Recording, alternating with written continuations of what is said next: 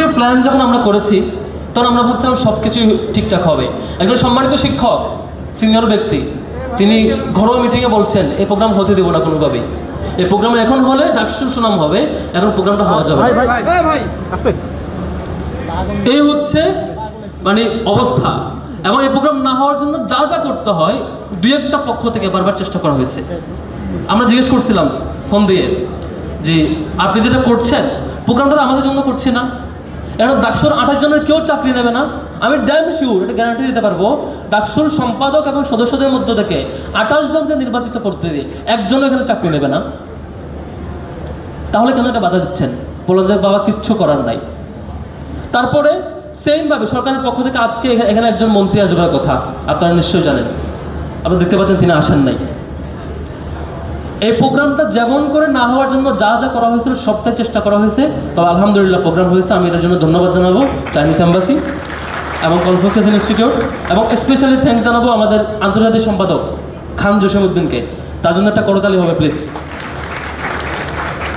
এই যে এই লড়াই, আমরা এইটুকু বলতে চাই এই সেই সিনিয়র ব্যক্তিদেরকে, স্যার আপনারা যদি আজকে আসতেন আমরা খুব খুশি হতাম।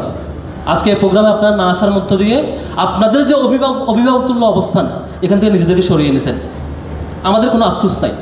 আপনারা যদি আসতেন, মাননীয় মন্ত্রী যারা যারা আসবার শুরুতে কথা দিয়েছিলেন তারা যদি আসতেন, বা শেষে যারা কনফার্ম করছেন তারাও যদি আসতেন, শিক্ষকদের মধ্যে যারা অভিভাবকতুল্য তারা যদি আসতেন, এটাকে ওন করতেন, বলতেন বাবারা আমার বিশ্ববিদ্যালয়ের শিক্ষার্থীরা আমরা 105 বছরে পারি নাই এট এ টাইম একই দিনে 430টা পদে চাকরি দেওয়ার, এটা আয়োজন করছি, এটাকে আমরা ওন করছি, এটুকু যদি বলতেন আমরা আপনাকে রেসপেক্ট করতাম, হৃদয়ে ধারণ করতাম। আপনারা এটা করতে পারেন নাই, তাহলে আফসোস হয়, কষ্ট হয়।